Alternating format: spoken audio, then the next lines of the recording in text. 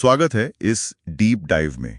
आज हमारे पास स्रोत के तौर पर मतलब एक कहानी की रूपरेखा है, एक स्क्रिप्ट या शायद स्टोरी बोर्ड जैसा कुछ। हाँ, और ये कहानी एक युवा लड़की गुड़िया और अभिरथ नाम के एक रहस्यमयी हाथी की है। उनकी एक जादुई यात्रा के बारे में। कहानी की शुरुआत होती है जब गुड़िया स्कूल के बाद घर लौट रही होती है, जंगल के रास्ते से। और तभी उसे एक विशाल शांत सा हाथी दिखता है।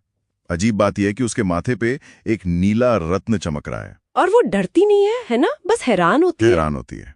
यहीं से मतलब कहानी का असली मोड़ शुरू होता है। ये बस हाथी का दिख जाना नहीं है। अच्छा। वो हाथी अभिरथ उससे बात करता है, कहता है कि गुड़िया उसे देख सकती है, इसलिए वो खास है। ये एक तरह से कॉल टू एडवेंचर है। कॉल टू एडवेंचर, हाँ।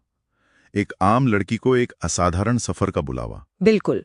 वो बच्ची हो जिसके कारण यह रहस्य खुलेगा। ये इशारा तब और पुख्ता हो जाता है जब अभिरथ उसे एक पुराना सा पत्थर दिखाता है। जी। गुड़िया जैसे ही उसे छूती है, उस पर एक जादुई नक्शा उभर आता है ना? हाँ, एक नक्शा जो उन्हें पहले रहस्य की ओर ले जाने वाला है। तो ये खास होने का मतलब क्या सिर्फ हाथी को देख पाना है या कुछ और गहरा है इसमें? मुझे लगता है ये गहरा है। शायद ये दुनिया को अलग नजरिए से देखने की क्षमता है, वो देख पाना जो आमतौर पर लोग नहीं देख पाते। और नक्शा मिलना वो इस क्षमता को इस्तेमाल करने का पहला कदम है, एक तरह से। ठीक है, तो गुड़िया अब अभिरथ की पीठ पर है और वो नक्शे के पीछे चल पड़ते हैं। हाँ, जंगल के बदलते हुए नजारों से गुजरते हुए और पहुंचते हैं एक पुराने खंडहर पर। अभिरथ इसे कहता है पहली परीक्षा। और ये परीक्षा काफी दिलचस्प है।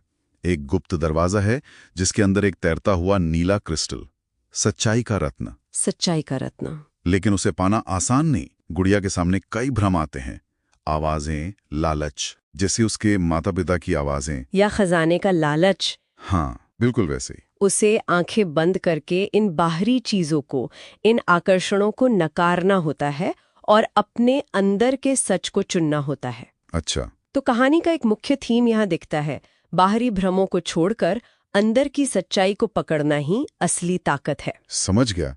तो ये आत्मखोज की पहली सीढ़ी हुई और इनाम भी कुछ अलग है। क्रिस्टल से क्या निकलता है?